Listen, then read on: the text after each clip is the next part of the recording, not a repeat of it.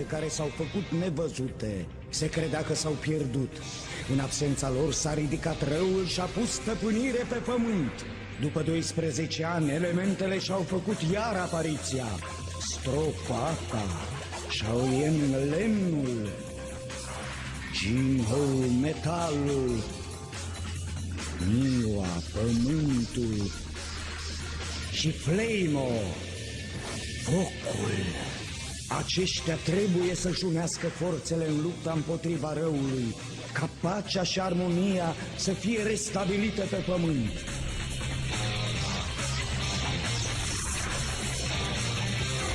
Maestrul Strop. Încredere. Niwa, folosește-ți puterea să o oprești. Jinho, folosește lăbuța de maimuță. Nu, e ușor. E puternică! Ah! Ha!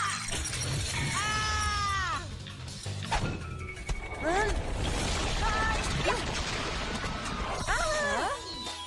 O opresc eu. Ia! Ha? Oh, Maestre Strop, regret.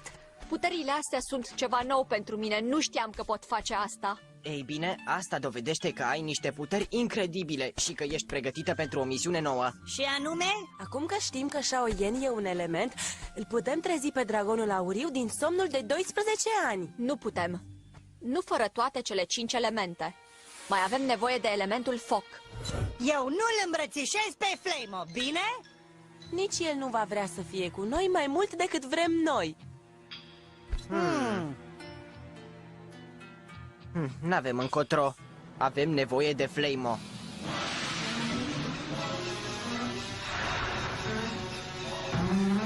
Spune-mi, maestre Yun, de ce crezi că n-aș putea încerca să scap de tine chiar acum? Fiindcă știu prea multe. Cum poate generalul Bu împiedica elementele să trezească dragonul auriu dacă nu știe cum vor proceda?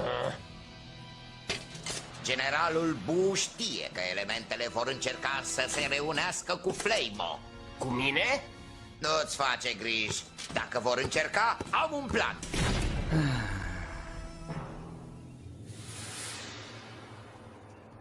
Iată fortăreața zburătoare. Trebuie să ne grăbim. Dacă decolează, nu vom ajunge la Flaymo. Dar oare cum vom putea intra? Fortăreața e bine păzită. Suntem suficient de inteligenți să trecem. Dacă ne unim puterile, vom reuși să învingem câțiva nătăfleți. Haia!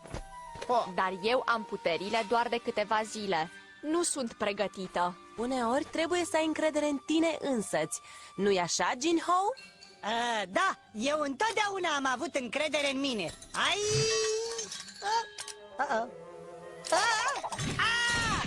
E o diferență între încredere și supraestimare. Ajutor! Ajutor!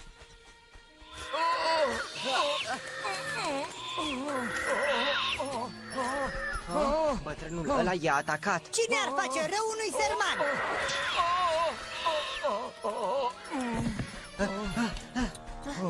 Ești teafăr?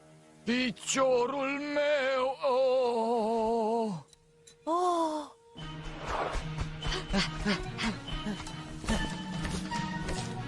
Shaoyan!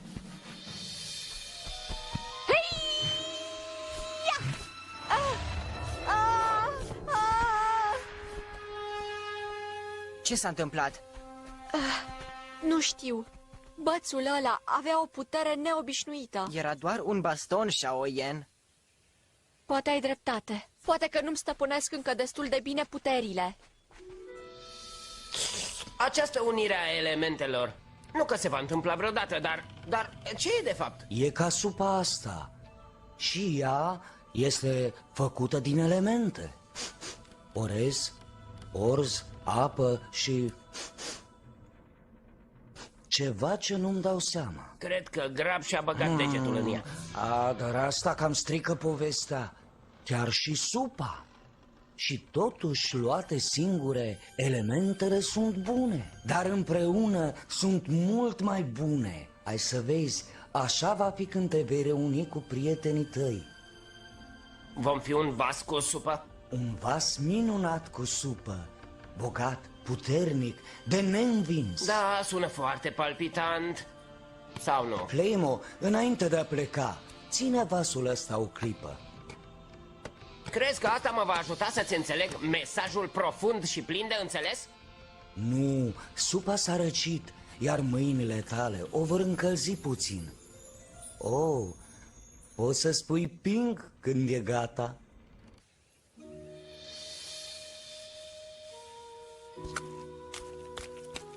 Noroiul s-a uscat. Gipsul e gata. La fel și cârja lui. Te vom face bine cât ai clipi, domnule. Sau poate că nu, încă nu și-a revenit. Ei bine, nu putem aștepta să se trezească. Trebuie să intrăm în fortăreață. Dar nu-l putem lăsa aici.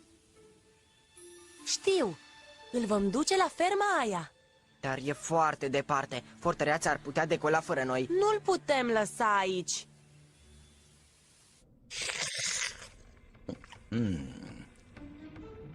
Foarte bine, să lăsăm supa. Ce-ar fi să te gândești la reunirea elementelor ca la formarea unei echipe? Individual, jucătorii sunt buni, dar împreună sunt... Exact ce-mi trebuia. O piersică. Ce faci aici? Fleimo îmi ținea companie în timp ce mâncam. Tocmai vorbeam despre sport. Nu mai face asta. Discuțiile cu maestrul Yun sunt periculoase. Așa că stai departe de el. Da, generale Bu. La ce îți trebuie piersica? Păi, n-am nevoie de ea. Am nevoie de sâmbure. Hei! Am venit să-ți spun că pasărea aia nătăfleață ți-a adus ceva. Deși nu știu la ce-ți folosește un baston. Da!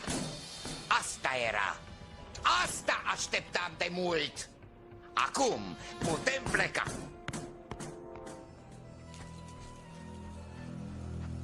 Nu putem să mergem mai repede. Liniștește-te, Strop. Aproape am ajuns. Merg după ajutoare. Iar fortăreața zburătoare e tot acolo. O să vezi, vom reuși, Strop. Ferma e goală. Nimeni n-a mai locuit aici de foarte mult timp. Priviți! Pleacă! E prea târziu. Am pierdut șansa de a ajunge la Fleimo. Dacă asta te ajută, probabil n-am fi ajuns la el oricum. Încă nu stăpânesc puterea lemnului. Ascultați cu atenție. Trebuie să intrăm în fortăreață. Se trezește! Poate vă pot fi de ajutor? Mulțumim, dar nu cred că vom reuși dacă cerșim. Chiar dacă ne învață un maestru ca tine. Au! E în ordine, știți, nu sunt tocmai un cerșetor. Eu sunt stăpânul cocorilor. Am auzit de tine. Putreieri pământul deghizat în cerșetor ca să vezi cine e bun și cinstit. Iar voi aveți un plus la ambele. Unde este bastonul meu? Hoțul a zburat cu el. Ne pare rău. Dar este important. Este simbolul autorității mele ca stăpân al cocorilor. Știam că e special, am simțit. Te va ajuta să mergi, deși e nedemn pentru tine. Mulțumesc. Acum trebuie să vă răsplătesc bunătatea. Nu văd cum ne-ai putea ajuta să intrăm în fortăreața lui Bu. Eu nu pot, dar știu cine poate face asta. Aveți vreun obiect strălucitor la voi pe care l-aș putea folosi ca să le atrag atenția? Asta? Nu e bun. Nu. Știu! Ce zici de mine? Destul de strălucitor? Iată-i!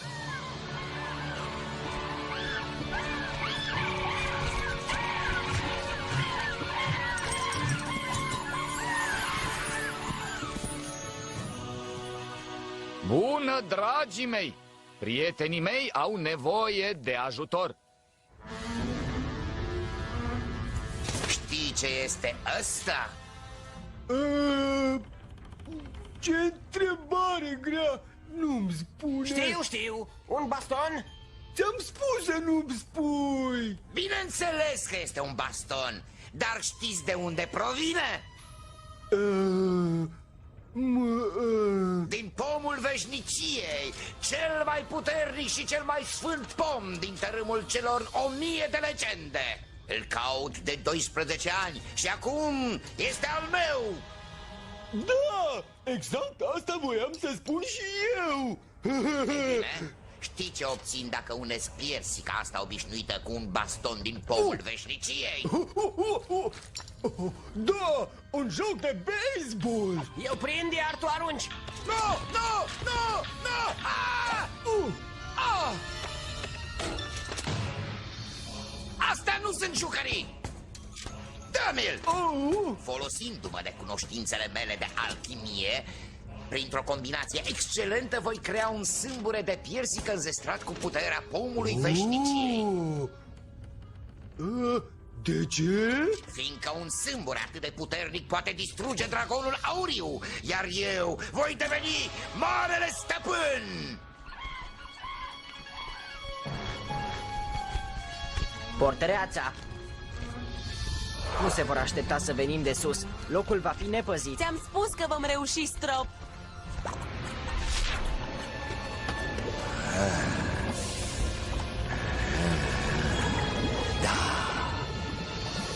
Da!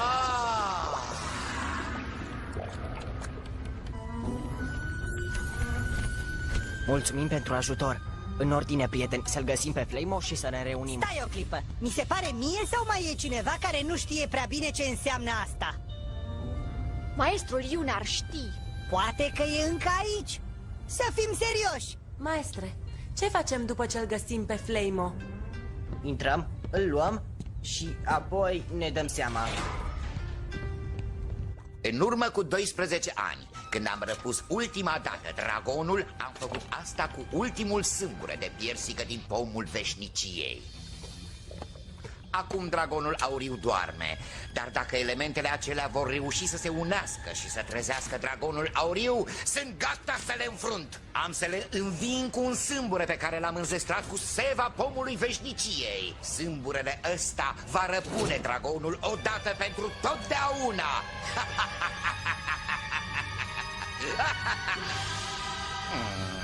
Unde-i Flamo? Poți să-i spui adio dragonului tău. Generalul Bu a creat un sâmbure nimicitor, folosind asta. Bastonul ăla e din pomul veșniciei. Da, păcat că dragonul nu va trăi prea mult. Nu îți va fi prea bine, Flamo. Dacă dragonul auriu piere, lumea va deveni un loc groaznic. Nu e adevărat. Generalul Bu spune că va deveni un loc mai bun. Nu crede tot ce-ți spune generalul Bu, Flamo. De fapt, nu crede nimic din ce-ți spune. Nu!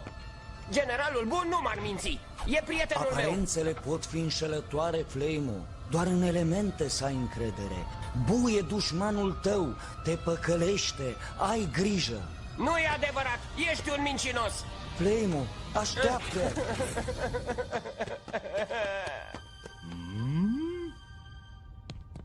Până acum am reușit. Șt! Gărzi.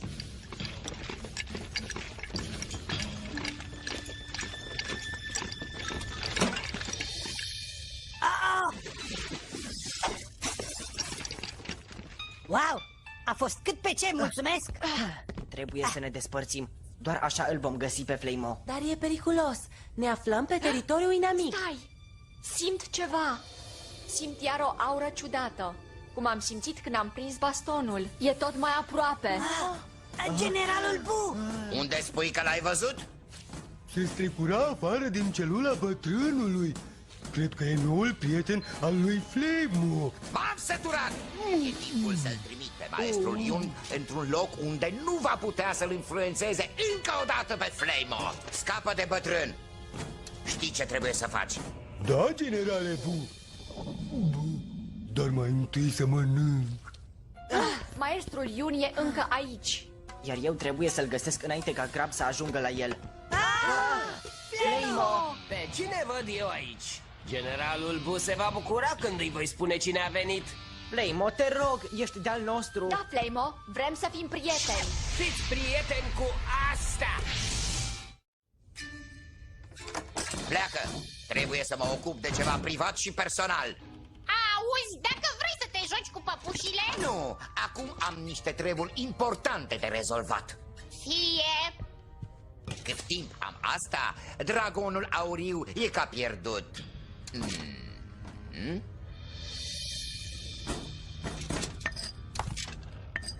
Aici nimeni nu-l va găsi niciodată. Predați-vă acum și veți împărți celula cu maestrul Ion. Haide, Flamo, nu vrem să ne luptăm cu tine. Păcat! Eu vreau să mă lupt cu voi. Hei, Flamo, ai jucat popice vreodată? Da, voi sunteți popicele.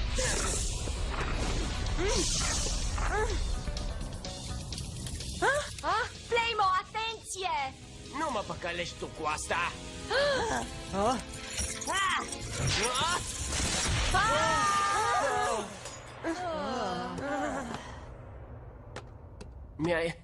Mi-ai salvat viața. Ți-am spus, nu vrem să ne luptăm cu tine. Vrem să ni te alături. Ar trebui să fim în aceeași echipă. Dar eu sunt cu generalul Bu. Flamo, avem un destin comun. Să trezim dragonul auriu. Chiar dacă aș veni cu voi, asta nu se va întâmpla niciodată. Ce vrei să spui? Generalul Bu a creat un sâmbure magic cu care va răpune dragonul. Dar e imposibil. Doar un sâmbure de piersică din pomul veșniciei poate face asta. Iar generalul Bu l-a folosit pe ultimul. Generalul a creat altul la fel de bun. Nu te cred. Dar asta a făcut. Dovedește-o. Bine, o voi face. Din câte îl cunosc pe general, a ascuns sâmburele în camera lui. Nu-l putem părăsi pe maestru. Du-te cu Flamo. Eu merg la maestrul Ion. E în camera asta. Generale Bu! Flamo, mi-a spus grav că maestrul Ion ți-a spălat creierul. Ia te uite câte elemente mi-ai adus. Flamo, oprește-i! Flamo, nu! Ești unul de-al nostru acum. Vino cu noi. Flamo, chiar trebuie să fac eu totul? Dorataito! Dorataito! Maestre Ion, Oh, Strop, ce faci aici? toate cele 5 elemente s-au unit. Putem trezi dragonul auriu. Spune-ne ce să facem. N-a sosit încă momentul. Atenție! Hei, nu te atinge de cușcă! Strop! Opa! Ei bine, acum e rândul tău să-ți iei adio. Vei merge undeva unde micuții tăi prieteni nu te vor găsi. Hai! Nu te uita așa, Flamo! Fă ceva! Flamo, te rog, ajută-ne. Flamo, nu asculta! Ei nu sunt prietenii tăi. Ți-am salvat Te-au viața! păcălit. Doar mie îmi pasă de tine. Ți-am fost ca un tată. Cu toate astea, încearcă să mă distrugă. Au străpuns! Fiule, mă sfârșesc! Generale! Generale! Te păcălește, Flamo. Nu, voi m-ați păcălit. Nu voi fi niciodată prietenul vostru. Vulturi de foc, întindeți aripile!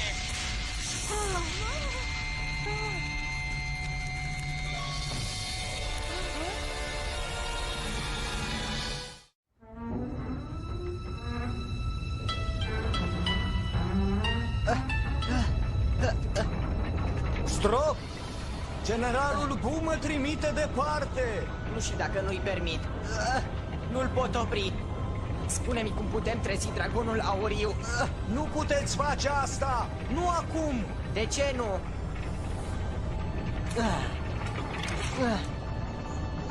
Dragonul auriu poate fi trezit doar când toate elementele se unesc la poarta legendară a dragonului. Unde e asta? Doar ochiul dragonului îți poate spune: ascultă-i chemarea și învață să-ți controlezi puterea. Când vei fi pregătit, îți va arăta calea. Dar nu putem trezi dragonul fără tine. Ba da, trebuie să aveți încredere în puterile voastre. Maestre Yun! Ai încredere în tine, maestre Strop! Uneori trebuie să riști! Ce bine că te-a protejat armura, generale. O, da! Armura! Veți găsi celula foarte confortabilă, mai ales după ce îl vom găsi pe Strop. Oh, nu!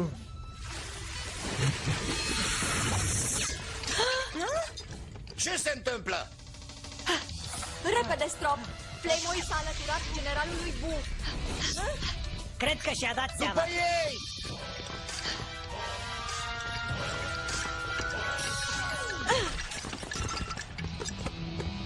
Ia o parte, nătăfleți inutili ce sunteți!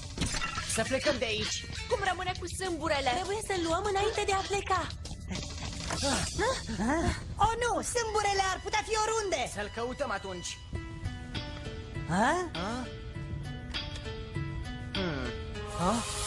Simt Ne-ai ajutat mai mult dacă ți-ai deschide ochii. Simt aura și simt că vine de acolo. Sunt aici!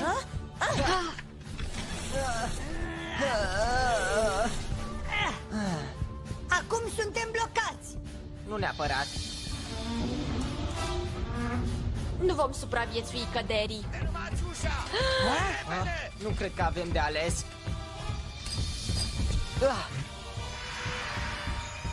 Vezi? Gravitatea funcționează! Va fi bine. Aveți încredere. Fii serios. Uneori trebuie să ai încredere.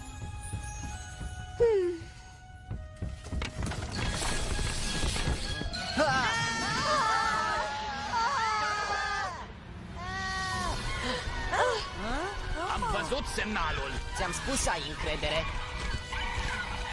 Chiar dacă ai scăpat, Strop, sâmburele e la mine. Spune-mi că încă e aici. A dispărut. Mi-au furat sâmburele. De unde au știut că e aici? Mulțumim din nou pentru ajutor. Avem o veste bună și o veste rea.